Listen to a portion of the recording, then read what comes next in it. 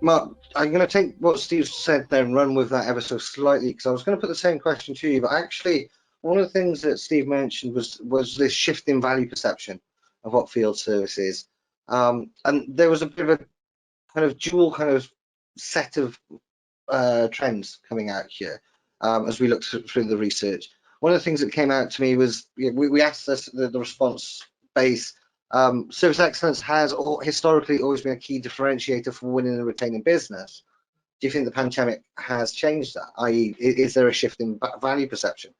It was interesting that, over 2/3, 70% of the respondents said no, basically saying that it will remain a strategic differentiator for organizations, and it's an inherently important part of winning and retaining business. Yeah, we also saw some interesting stats around that. We kind of start taking a bit of a deeper dive into some of these areas, and we look at the differentiation. We start asking around what kind of these new models might be that we would expect to see, being able to deliver remote touch or zero touch service, reducing costs because of the financial impact. All of these things that we might have anticipated suddenly spiking and becoming more important. All scored under 10% when we asked the respondents what is the most critical, where do you see the value being in field service and service delivery. And what we saw was it was exceptional customer service still remains the most important thing that we place our value in. I think that's a really interesting finding. It's fascinating to see just how entrenched the importance of great customer service has become within our sector. I'd really like to get your thoughts on that. I think a little bit of that might be explained by what Steve was just talking about in the point that we were looking at, which is the overall kind of shifting of and maybe it's not really a shifting, it's just the maturity of what's been happening for quite some time. And so, when we look at this, or at least when I look at this, and from a FieldAware perspective, we look at this from kind of a maturity model perspective, both operational maturity as well as technology maturity. And I think what you're highlighting is some of the operational maturity side of things, and the fact of being able to raise the value of the service delivery. I was going to say transaction, but it's much more than transaction. It's the full outcome of what's being provided, right? And so Steve really drilled that point home, and I think that is what's really critical. And I think once again, when we enter into a crisis like this, an unanticipated crisis like this, one of the things that one of the positive outcomes of that is it helps to galvanize both customer and service delivery into that kind of partnership model. But the focus then really becomes on the outcomes that are being delivered, not how they're being delivered, not the transactional side of things. It is the true partnership side of it. And so I think that's why the customer service and satisfaction of the way that's being delivered can really rise as far as the value aspect of it is concerned, because it is a partnership, because it is something that is critical for both organizations to survive, right? Being able to deliver these services in a completely unanticipated fashion, right? Really helps to just bring together the focus on what's most important, which is really the outcome of what we're trying to do, and keeping the delivery of those services, whatever industry it's coming from, keeping those businesses up and running.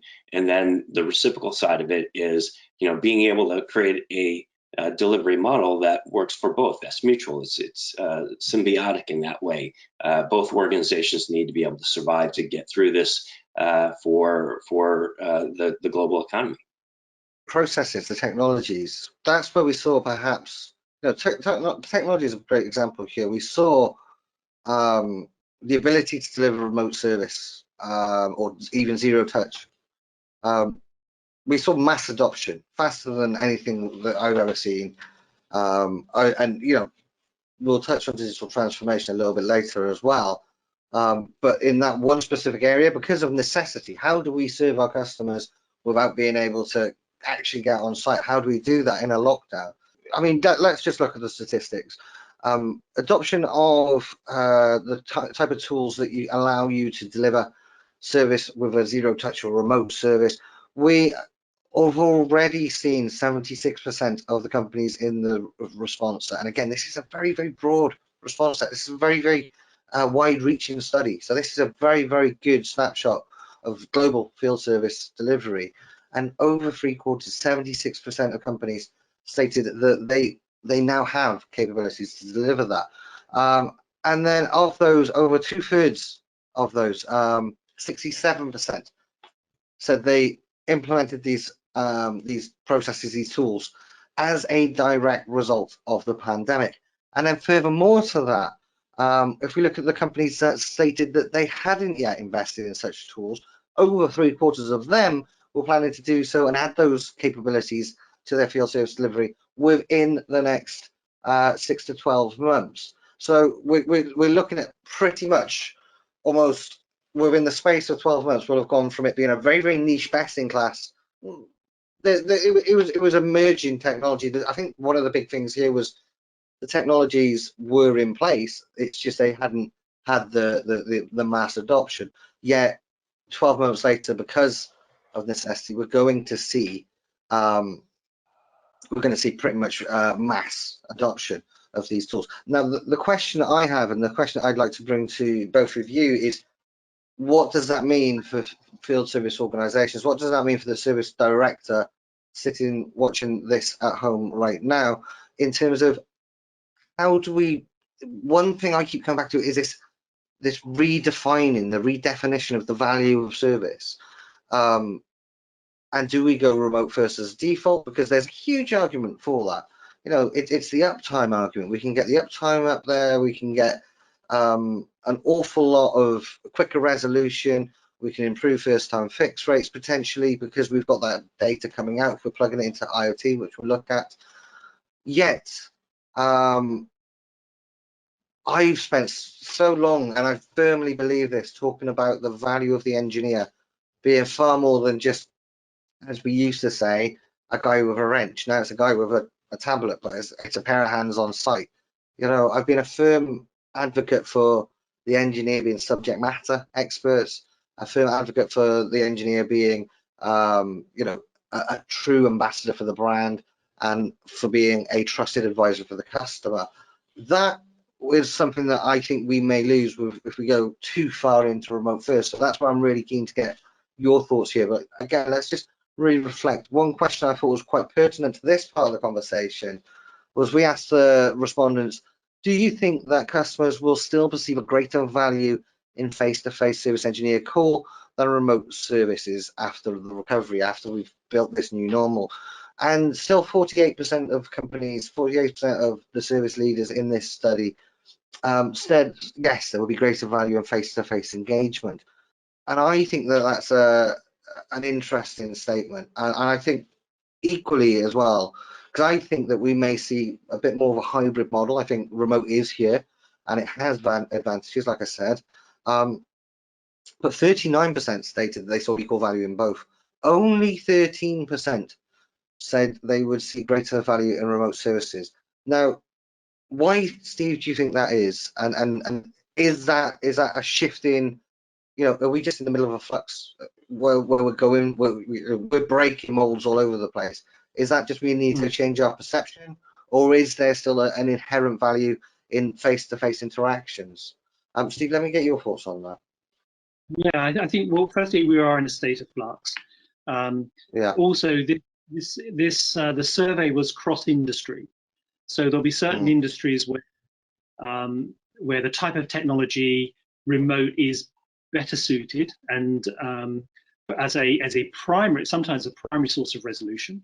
And there'll be other industries where, in actual fact, it is a hybrid model.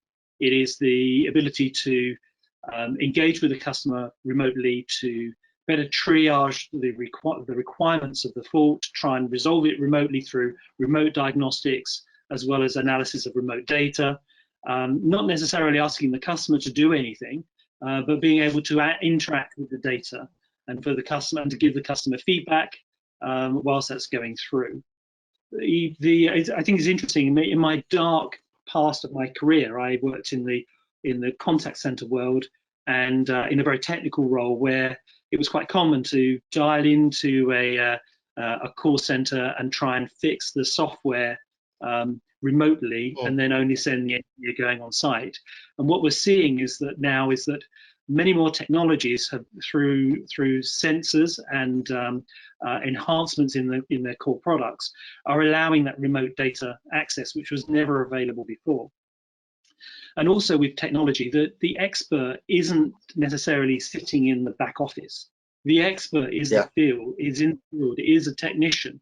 And so being able to allocate that remote triage job to the right expert at the right time for them to be able to remotely connect and analyze that data, enables the engineer to still be have an important role in that remote triage component.